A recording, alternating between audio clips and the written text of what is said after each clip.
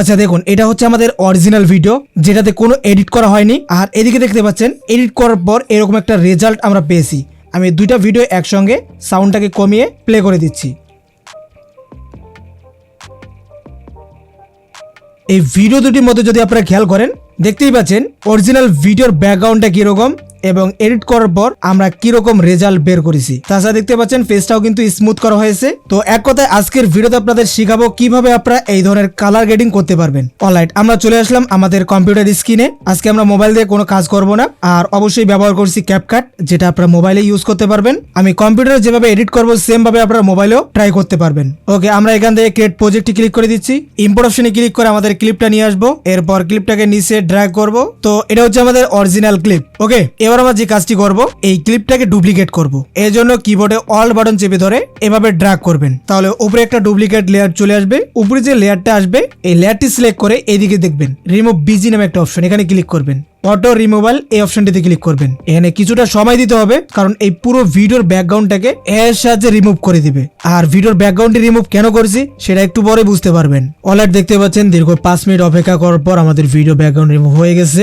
আর এটা কাজ করবে আপনার ভিডিও লেন্থ অনুযায়ী। আপনার ভিডিওর টাইম লাইন যদি বেশি হয় তাহলে একটু সময় বেশি নেবে, ঠিক আছে। তবে এখানে পার্থক্য বুঝতে পারছি না। দেখতে পাচ্ছেন আমাদের ভিডিওর ব্যাকগ্রাউন্ডটা যে রিমুভ হয়েছে এটা কিন্তু আমরা বুঝতে পারছি না। ওকে, নেক্সট স্টেপে আমরা এখান থেকে একটা ইফেক্ট অ্যাড করব।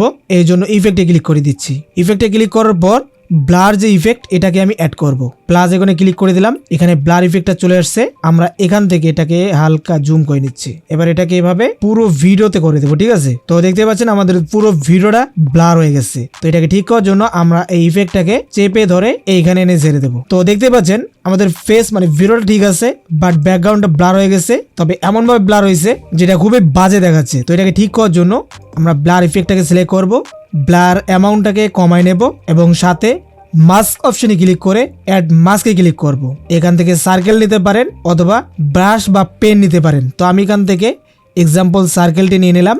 এখানে আমি এটাকে বসাই দিচ্ছি, এভাবে একটু বাড়িয়ে নিচ্ছি অ্যান্ড ফেদারটাকে আমি এভাবে বাড়িয়ে দিচ্ছি এবং এখান থেকে এটাকে অন করে দেব। আচ্ছা, ব্লাডটাকে আমরা একটু বাড়িয়ে নিচ্ছি এবার দেখুন। ওকে, তো আমরা একটু টাইম লাইনটা এভাবে প্রিভিউ করে দেখতে পারি। আই থিঙ্ক রাইট, এটাকে আমরা 50-র মধ্যে রাখতে পারি, এর বেশি যাওয়াটা ঠিক হবে না। ওকে, শুরুতে চলে আসবো।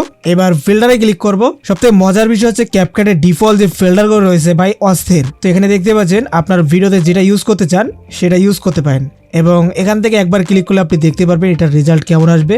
এভাবে আপনি বিভিন্ন ফিল্টার ইউজ করে দেখতে পারেন। তো আমি যে ফিল্টারটা ইউজ করি সেটা হচ্ছে ব্লু গ্রে। এটাকে আমি টেনে এখানে এনে ছেড়ে দিচ্ছি এই মাঝখানে। আচ্ছা, এটা উপরে চলে গেল, এটাকে নিচে নিয়ে আসতে হবে। তার আগে এটাকে ফুল ভিডিওতে সেট করব। তো দেখতেই পাচ্ছেন আমাদের ভিডিওতে কিন্তু একটা ভাইব চলে আসছে। এবার আমরা এখান থেকে অ্যাডজাস্টমেন্ট একটা লেয়ার নেব, এটাকেও আমরা এখানে অ্যাড করব। ফুল ভিডিওতে সেট করে দিচ্ছি। এবার দেখুন এই সাইডে অনেকগুলো প্যানেল চলে আসছে। আমরা ফার্স্টে এখান থেকে টেম্পারেচারটাকে মাইনাস করব। তো দেখতে পাচ্ছেন আমাদের ভিডিও ব্যাকগ্রাউন্ডটা কিন্তু ব্লু কালার টাইপের হয়ে যাচ্ছে। তো আমরা মূলত এই টোনটাই চাচ্ছি। 10 এখান থেকে প্লাস মাইনাস করে দেখতে পারেন, আমি এভাবে রেখে দিচ্ছি।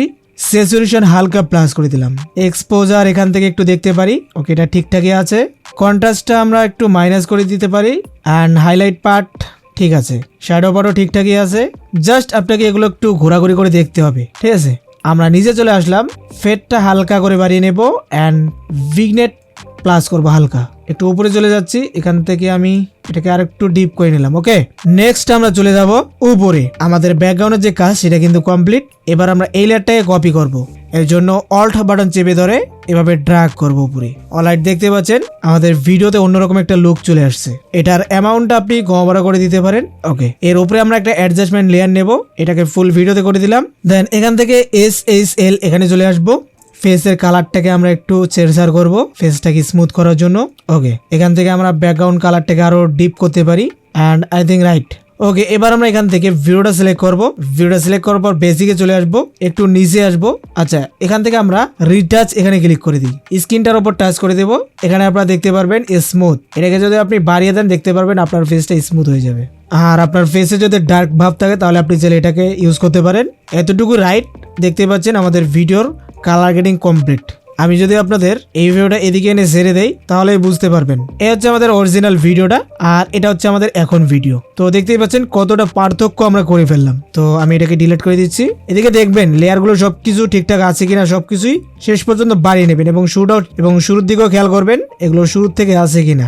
ওকে, আই থিঙ্ক রাইট। তো এরপর আপনারা ভিডিওটাকে এক্সপোর্ট করে নিতে পারেন। আর যদি আপনারা আরো এডিট করতে চান, কাটাকাটি করতে চান, তাহলে সেগুলো আগেই করে নেবেন। আমি জাস্ট এই ভিডিওতে দেখাইলাম কিভাবে আপনারা এরকম কালার গ্রেডিং করবেন। আর আমি যেহেতু প্রিমিয়ার প্রো দিয়ে ভিডিও এডিট করি, জাস্ট ক্যাপকাট দিয়ে আমি কালার গ্রেডিং করে নেই, তারপরে আমি এটাকে প্রিমিয়ার প্রোতে নিয়ে যাই। তো এই ছিল আজকের ভিডিও। যদি ভিডিও ভালো লাগে অবশ্যই লাইক করবেন। যারা এখনো চ্যানেলটি সাবস্ক্রাইব করেন অবশ্যই এডিটিং ভিডিওগুলো শিখতে চ্যানেলটি সাবস্ক্রাইব করে রাখবেন। সবাই ভালো থাকবেন, সুস্থ থাকবেন। আল্লাহ হাফেজ।